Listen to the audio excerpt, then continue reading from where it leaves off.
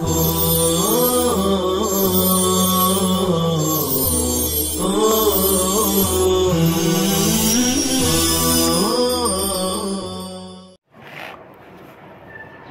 اللہ الرحمن الرحیم الحمدللہ رب العالمین والصلاة والسلام علی سید المرسلین وعلی آلہ واصحابہ الطیبین الطاہرین اما بعد فاعوذ باللہ من الشیطان الرجیم بسم اللہ الرحمن الرحیم قل اغیر اللہ اتخذ ولیا فاطر السماوات والارض وهو یطعم ولا یطعم قل انی امرت ان اکون اول من اسلم ولا تکونن من المشرکین صدق اللہ العلی العظیم۔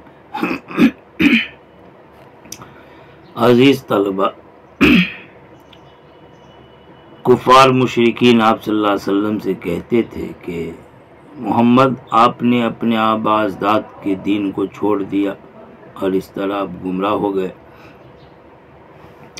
اس کے رد میں یہ آیت نازل کی گئی کہ آپ ان سے کہیے، قل لہم، ان کافروں سے، اغیر اللہ، کیا اللہ کے سوا، اللہ کے علاوہ کو اتخذ ولیہ، میں اپنا معبود بنا لوں۔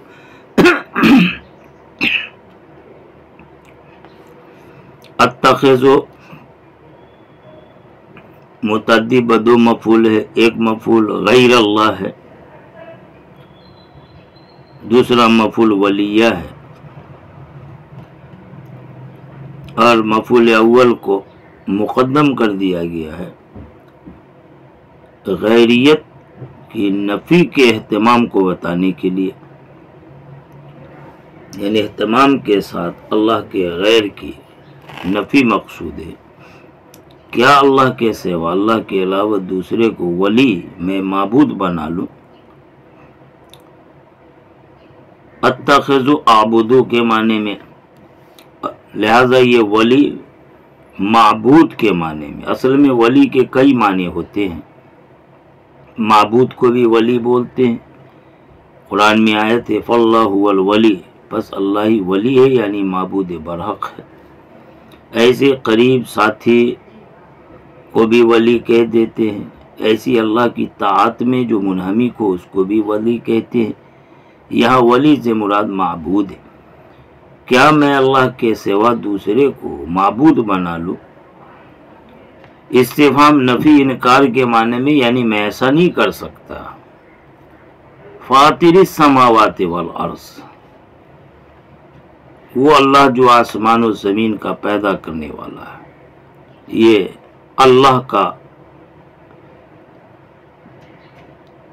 اللہ کی صفت ہے، اللہ کا وصف ہے، وہ اللہ جو آسمان و زمین کا پیدا کرنے والا۔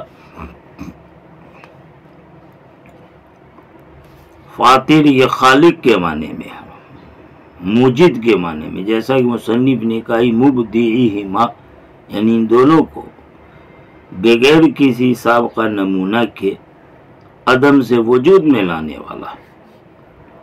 تو فاطر محض خالق پیدا کرنے والے کو نہیں کہتے، ایسا پیدا کرنے والا کہ جس چیز کو پیدا کیا اس کا کوئی پہلے سے نمونہ، اس کی کوئی مثال موجود نہیں تھی۔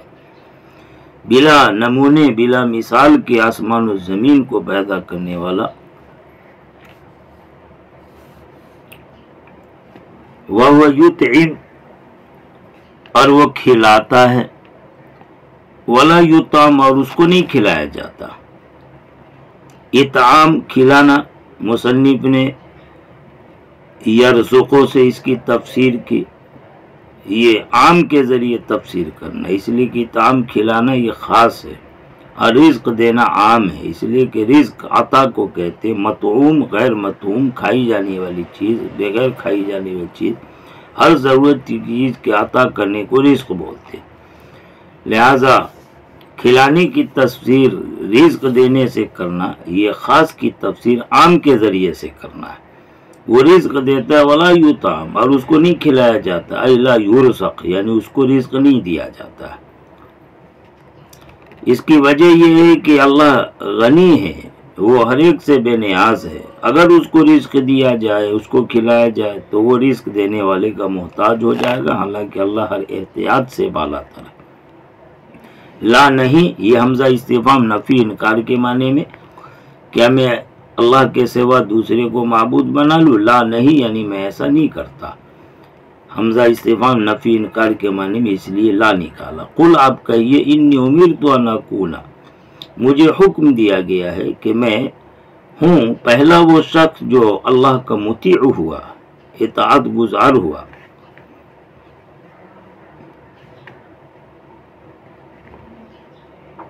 سب سے پہلے آپ صلی اللہ علیہ وسلم کو اسلام اور ایمان کا مکلف کیا گیا، اس لیے کہ آپ رسول ہیں.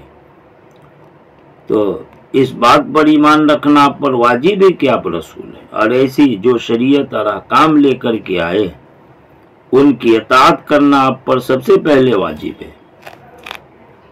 معلوم ہوا کہ دوسروں کو کہنے سے پہلے خود کرنا ضروری ہے.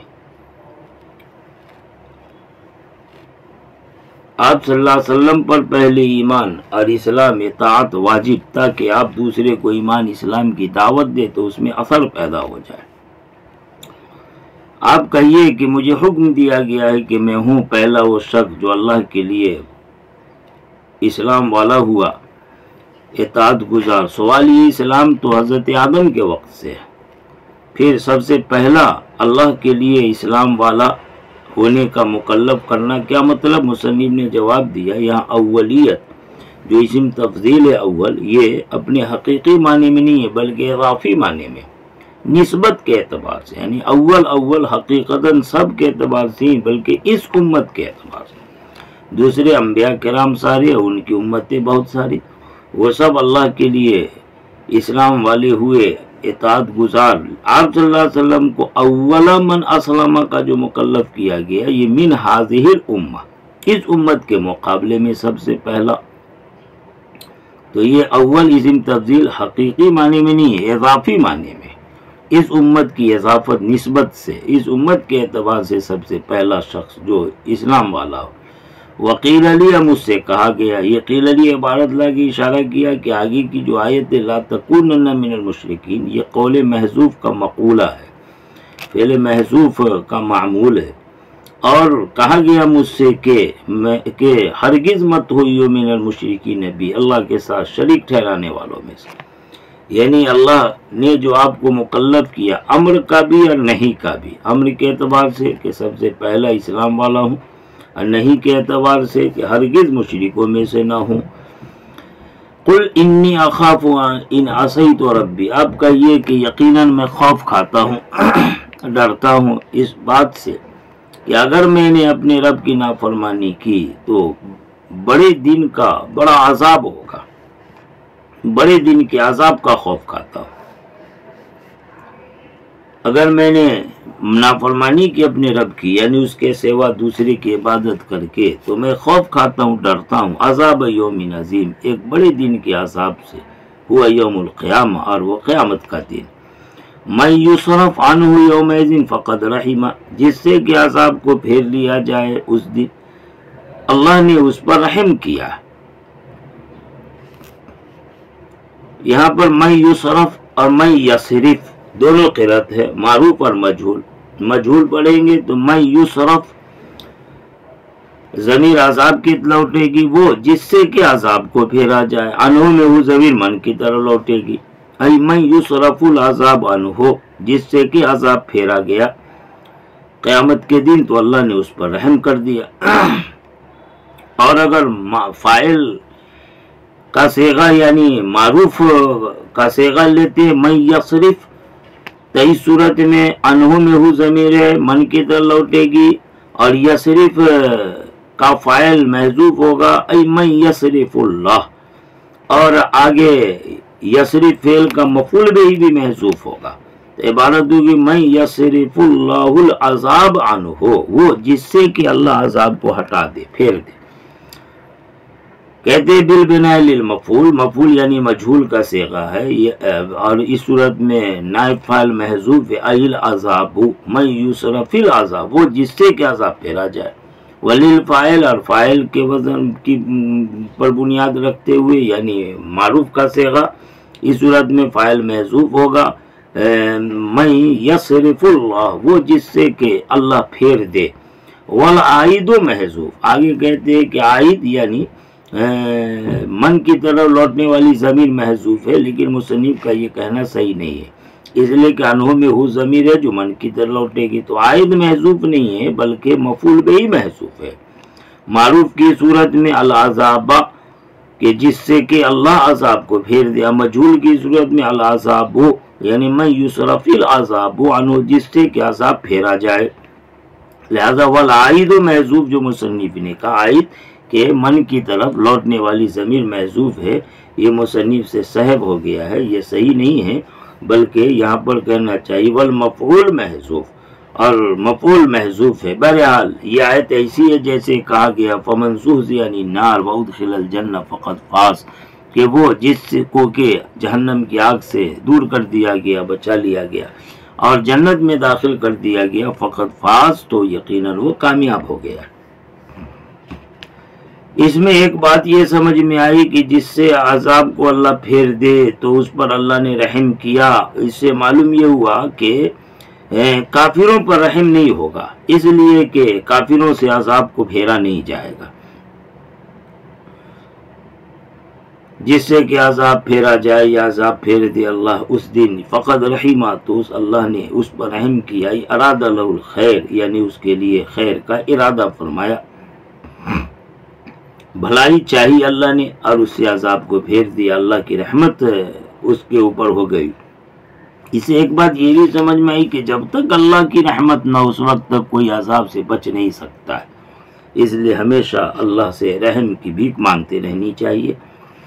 وَذَلِكَ الْفَوْزُ الْمُبِينُ، اور یہ کھلی کامیابی ہے، یعنی یہ جو ظاہراً نجات ہو گئی ہے قیامت کے دن، یہ بہت بڑی کھلی ہوئی کامیابی ہے، مراد کو پہنچنا ہے۔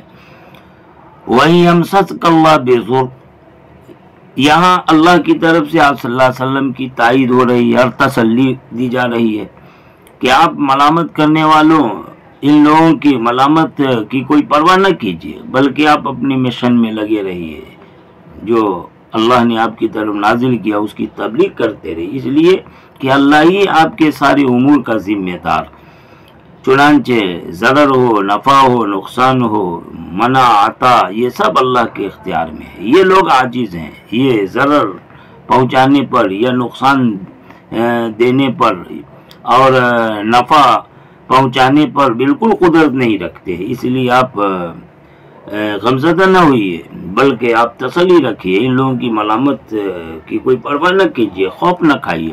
وَيَمْسَسْكَ اللَّهُ بِضُرٍّ، اور اگر اللہ پہنچائے آپ کو کوئی ضرر یعنی بلا مصیبت، جیسے مرض اور فقر وغیرہ، مال کے اعتبار سے فقر اور جان کے اعتبار سے مرض، فَلَا كَاشِفَ لَهُ، تو اس کو کوئی ہٹانے والا، رافع دور کرنے والا نہیں، الا ہو، سوائے اللہ کے۔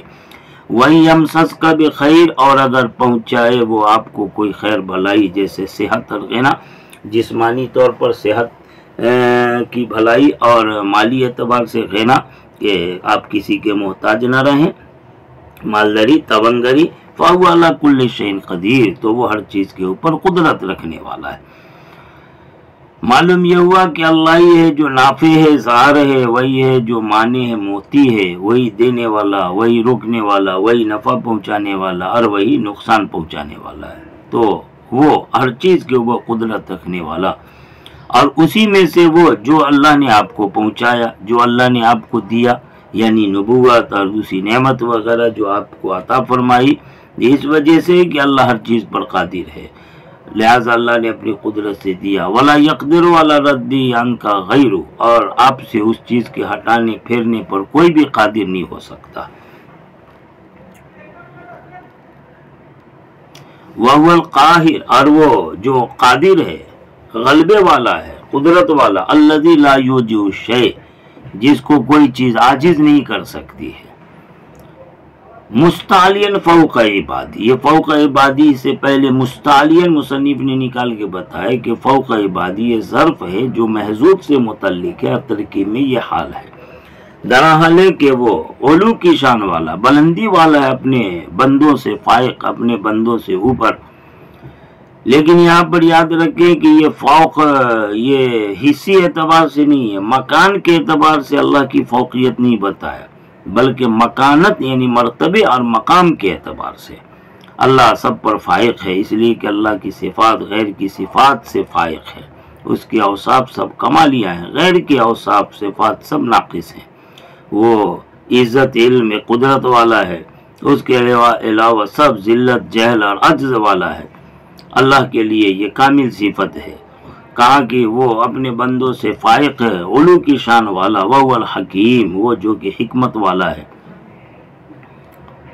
الحکیم الخبیر اپنے خلقت میں حکمت والا، الخبیر یعنی ظاہر کو بھی جانتا ہے اور باطن کو بھی جانتا ہے، وہ جو کہ خبر رکھنے والا ہے اپنے ان لوگوں کے باطن کے احوال سے، ایسی جیسے کا ظاہری ہی ان کے ظاہری احوال سے باخبر ہے، اس کی خبر رکھنے والا۔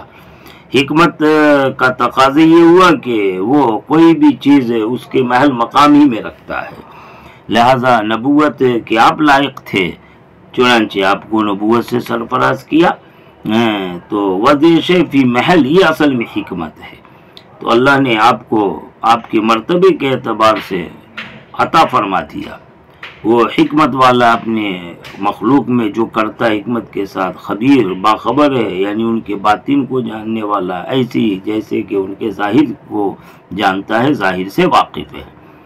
وَنَظَرَ لَمَّا قَالُوا لِلنَّبِي، یہ جو آگے آیت آ رہی ہے قُلْ أَيُّ شَيْءٍ أَكْبَرُ شَهَادَةً، اس آیت سے متعلق مصنف شان نزول بیان فرماتے ہیں، شان نزول بیان فرماتے ہیں کہ کافروں نے آپ صلی اللہ علیہ وسلم سے کہا تھا ایتنا بمن یشہد لک، ہم میں سے کون ہے جو آپ کے لیے نبوت کی گواہی دے، کون گواہ ہے آپ کی نبوت پر، کیونکہ جو اہل کتاب ہیں یہود نصارہ انہوں نے تو آپ کا انکار کر دیا ہے، یعنی اے محمد بتائیے کہ آپ کی رسالت پر کون گواہ ہے، ہم تو یہود نصارہ سے پوچھتے ہیں تو ان کا گمان یہ ہے کہ ان کی آپ کا کوئی تذکرہ ہی نہیں ہے، وہ لوگ آپ کو جانتے ہی نہیں ہیں، وہ آپ کی نبوت کا انکار کرتے ہیں، تو اب بتائیں کہ کون ہے جو آپ کو نبی ہونے کی گواہی دے۔ اس پر آیت نازل ہوئی کہ یہ لوگوں کی گواہی کا کیا، اللہ سے بڑھ کے اور کس کی گواہی ہو سکتی ہے، فرماتے وَنَزَلَ لَمَّا قَالُوا لِلنَّبِي، اور آیت نازل ہوئی جبکہ ان کافروں نے نبی اکرم صلی اللہ علیہ وسلم سے کہا کہ ہم میں سے کون ہے، یہ ایتنا کے بجائے ائتنا بمن یشہد لک، یہ ایتنا نہیں ہے، غلط بول دیا، ائتنا، ہمارے پاس لائیے ایسے شخص کو جو آپ کے لیے نبوت کی گواہی دے، یا نہیں بلکہ یہ فعل امر ہے، عطایاتی سے فعل امر ہے کہ ائتنا بمن یشہد لک بالنبوہ، کہ آپ پیش کیجئے ہمارے سامنے ایسے شخص کو جو آپ کے لیے نبوت کی گواہی دے، فإن اہل الکتاب، اس لیے کہ اہل کتاب تو انکروا کا آپ کا منکر ہیں، آپ کا انکار کر رہے ہیں، تو ان کے رد میں جواب دلائے گیا قل لہم، آپ ان سے کہی ایو شیء اکبر و شہادہ، کون سی چیز زیادہ بڑی شہادت والی ہوگی، یعنی اللہ کی شہادت، کون سی چیز زیادہ بڑی شہادت والی ہے۔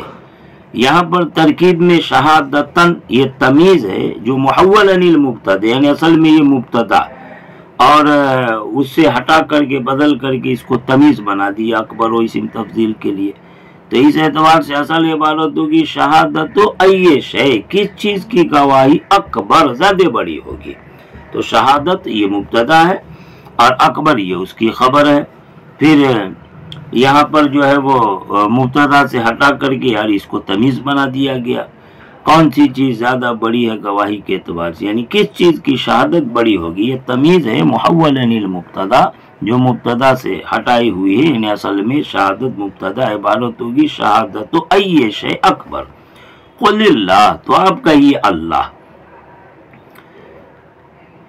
یعنی یہ لوگ اگر جواب نہیں دیتے ہیں کہ بڑی شہادت کس کی ہوگی تو آپ کہیے وہ اللہ کی شہادت ہے، قل اللہ، آپ کہیے کہ وہ اللہ ہے، ان لم یقولوا، اگر وہ نہیں کہتے، لا جواب غیرہ، کیونکہ اس کے سوا اور کوئی دوسرا جواب ہے ہی نہیں، وہ شہید بینی، یہ خبر ہے مبتدا محذوف کی،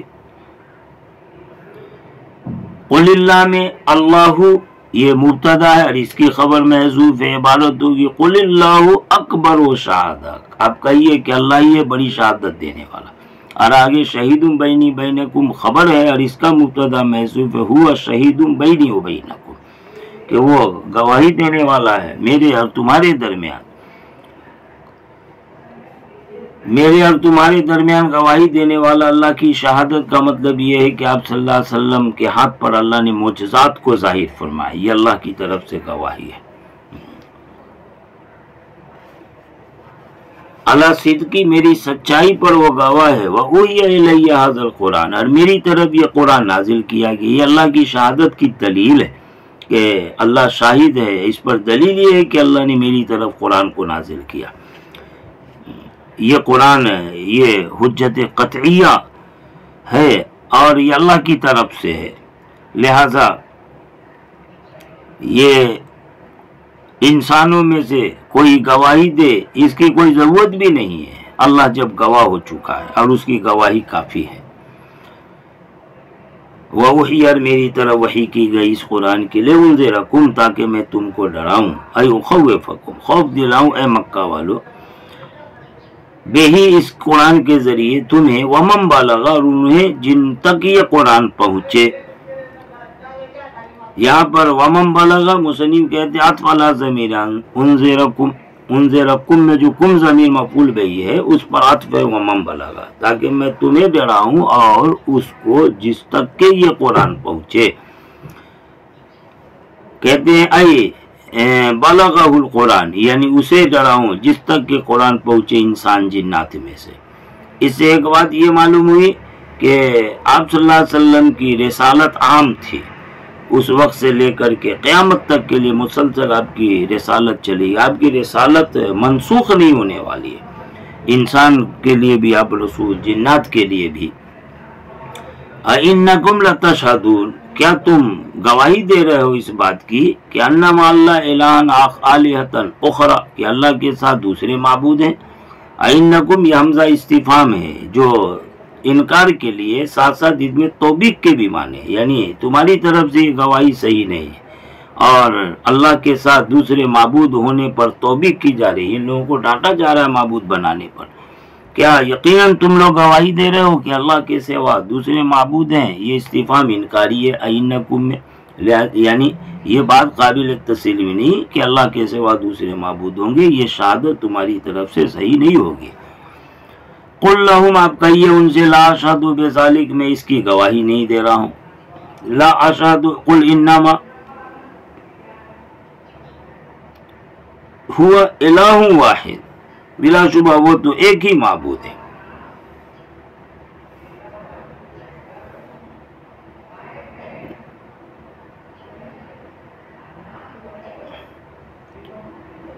अल्लाह के सिवा कोई और दूसरा माबूद होगा इसकी मैं गवाही नहीं देता, बल्कि उसकी शान तो ये है कि वो इलाहुन वाहिद, एक ही अकेला माबूद है।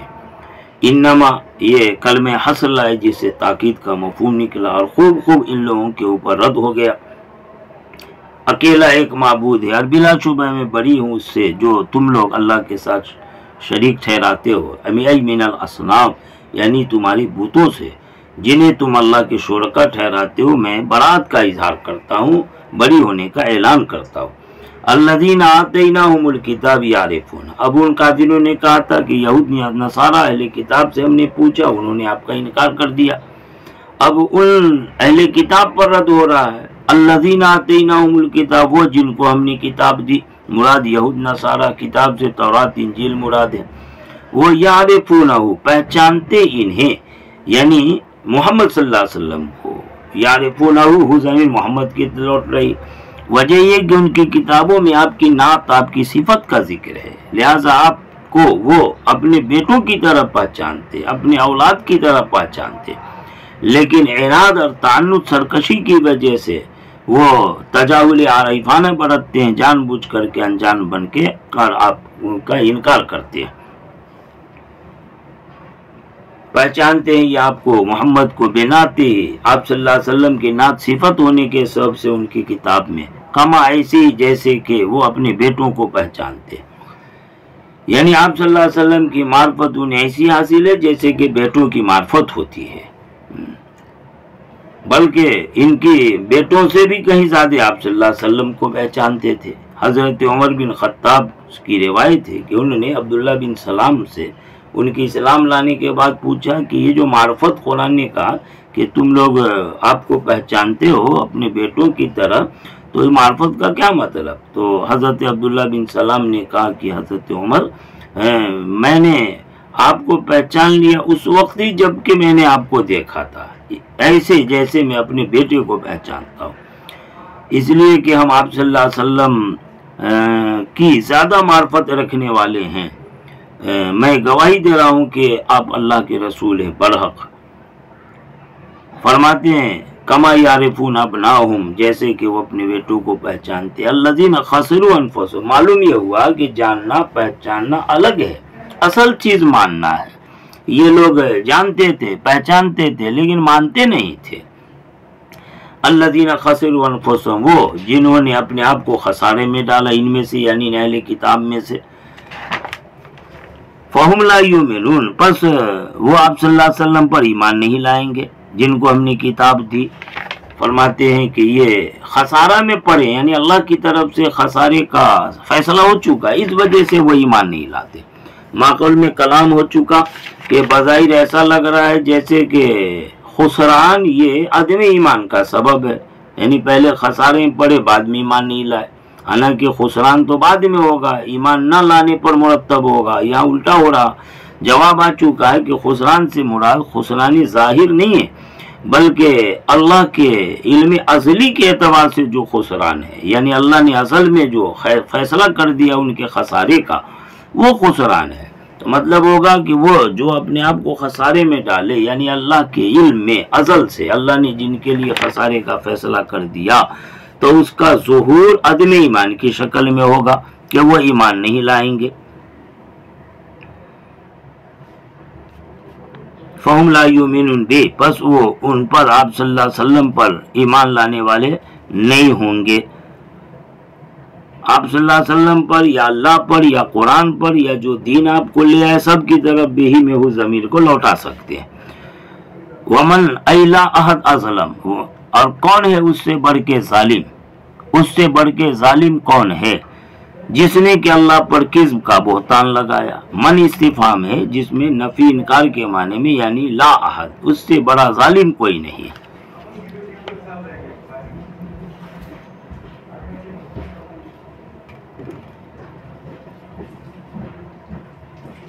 افترا کذب آمد کو کہتے ہیں جس نے جھوٹ ہی نہیں بولا بلکہ جھوٹ کو گھڑ کے اللہ پر منسوب کر دیا، مراد اس سے اللہ کی طرف شریک کی نسبت کرنا، جیسا کہ مشرکین کیا کرتے تھے۔